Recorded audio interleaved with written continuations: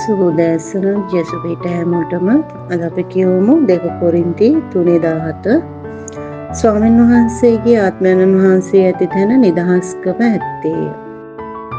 ස්වාමීන් වහන්සේගේ ආත්මයන් වහන්සේ කියන්නේ ශුද්ධාත්මයන් වහන්සේ ඉන්න තැන නිදහස්කම තියෙනවා කියලා කියනවා. ඉතින් ඔබගේ ජීවිතේ නිදහසක් නැත්නම් ස්වාමීන් වහන්සේ ඉන්නවද කියලා ඔබ සෝදිස කරලා බලන්න. මොකද ස්වාමීන් වහන්සේ ඉන්න තැන නිදහස්කම හැම දෙයකින්ම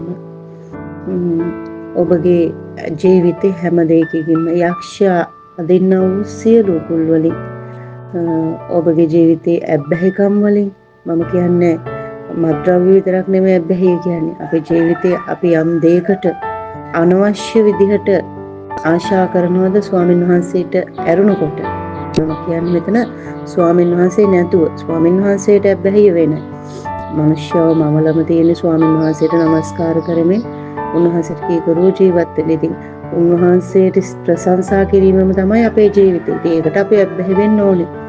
දෙවියන් වහන්සේට වඩා දෙයක් ලොක් කරගෙන ඉන්නවා නම් ඒක ඇබ්බැහිකම ජීවිතේ. ඉතින් ඒ දෙයකට ඇබ්බැහිකම තියෙනවා නම් තාම ආත්මයන් වහන්සේ ඔබ තුල නැහැ. ඉතින් ඇබ්බැහි කියන්නේ ඒක විතරක් නෙමෙයි. ඔබට ප්‍රශ්න කරදර අරගල වලින් නිදහසක් නැත්තම් ජීවිතේ සැනසීමක් නැත්තම් එක දිගටම ගලාගෙන යනවා නම් ඉතින් ප්‍රශ්න නැත්තේ නෑ. කිතුණු ජීවිතය තුළ ක්‍රිස්තියානි මනුෂ්‍ය තුලත් ප්‍රශ්න තියෙනවා. නමුත් ශියා විසින් ගෙන ප්‍රශ්න වෙනයි. ස්වාමින් වහන්සේගේ අවසරය ඇතුව ගෙන ප්‍රශ්න වෙනයි. මොකද ස්වාමින් වහන්සේගේ අවසරය ඇතුව තමයි යක්ෂයා අපේ ජීවිතේට ප්‍රශ්නයක් ගේන්නේ. මොකද අපේ ජීවිතේට අත තියන්න දෙවියන් වහන්සේගේ අවසරය නැතුව බෑ. යක්ෂයා ගිහිල්ලා අහලා තමයි මොකද එදා යෝබ්ට අත තියන්න දෙවියන් වහන්සේගෙන් ගිහිල්ලා යක්ෂයා අවසර ගන්නවා. ඉතින් දෙවියන් වහන්සේ අවසර දෙනවා.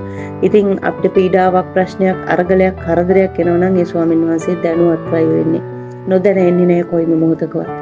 ඉතින් ඒ දැනුවත් වෙන්නේ අපිව පරීක්ෂාවකට ලක් වෙන්න අපිට එන්නා වූ විභාගයක් කියලා තමයි අපි හිතන්න ඕනේ. ඉතින් එහෙම නැතුව අපි අක්ෂයත් එක්ක ගමන් කරලා ස්වාමින් වහන්සේගේ ආත්මයන් වහන්සේ නැතුව ගමන් කරද්දී එන ප්‍රශ්න කරදර තියෙනව නේද? ඒවා දෙවියන් වහන්සේ ඇතුව එන ප්‍රශ්න නෙමෙයි දෙවියන් වහන්සේ නැතුව එන ප්‍රශ්න.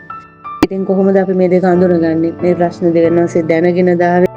එහෙම නැත්නම් යක්ෂයාගෙන් ආපු ප්‍රශ්නයක්ද මට කියලා. ඉතින් මේ යක්ෂයා එක්ක වැඩි දුර ගනුදෙනු කරනවා නම් ඔබ ස්වාමීන් වහන්සේත් එක්ක නැතුව යක්ෂයාට එන්න ඔබේ ජීවිතේ දොරවල් ඇරලා තියෙනවා නම් ඊර්ෂ්‍යාව, කුහකකම, වෛරය, නපුරුකම, තණ්හාව, මේබදුකම, සල්ලාලකම. ඇයි නැත්තේ? සල්ලාලකම කියන්නේ වෛශ්‍යාකම් කරන්න ඕනේ. දෙයක් දිහා අනවශ්‍ය විදිහට බැලුවත් ඕනට වඩා යම් දෙයකට ඇබ්බැහි වීම. ඉතින් මේ ඔක්කොම යක්ෂයාට එන්න අපි දුරකතරට ඇබ්බැහි වෙලාද?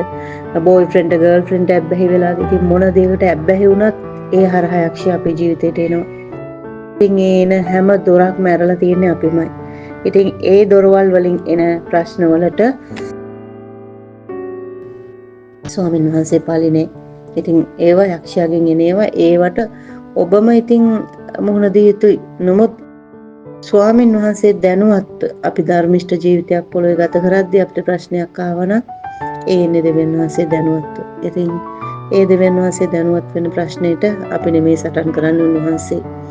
ඉතින් අපිට තියෙන්නේ බලන් ඉන්න විතරයි. උන්වහන්සේට ස්ථීරද නැද්ද කියලා යක්ෂයා බලන්න තමයි අපිට මේ ප්‍රශ්නේ එන්නේ. එදා ආබ්‍රහම්ට ආවේ. ආබ්‍රහම් උඹේ එකම පුතාව පූජා කරන්න. ඉතින් ආබ්‍රහම්ට ලොකු ප්‍රශ්නයක් නේද?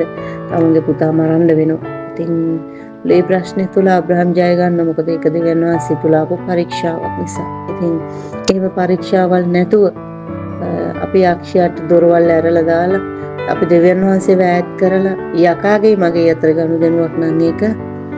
ඉතින් ඒකට දෙවියන් වහන්සේ මැදිහත් වෙන්නේ නැහැ. මොකද අපිම තමයි යක්ෂයාට එන්න ඉඩ ඇරියේ. ඉතින් අපි දෙවියන් වහන්සේත් එක්ක ගමන් කරද්දී යක්ෂයා අපිට යම් ප්‍රශ්නයක් ගෙනාවා නම් දෙවියන් වහන්සේ ඒක විසඳනවාම තමයි. ඉතින් දෙවියන් වහන්සේගේ මහිමේ දකින්න තමයි මේ ප්‍රශ්නේ අපේ ජීවිතේට එන්නේ.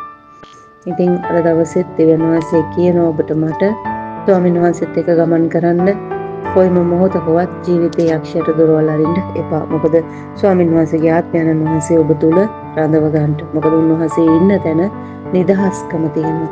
ස්වාමීන් වහන්සේගේ ආත්මයන් වහන්සේ ඔබ තුල නම් ඔබට මොන ප්‍රශ්නයවත් ඇතුළාන්තයේ බොහෝ සමාදානයක් නිදහසක් තියෙන්න ඕන. අද දවසේ දේ වචනෙට කඳුළු ඔබ සියලු දෙනාටම චෙස් වේටයි.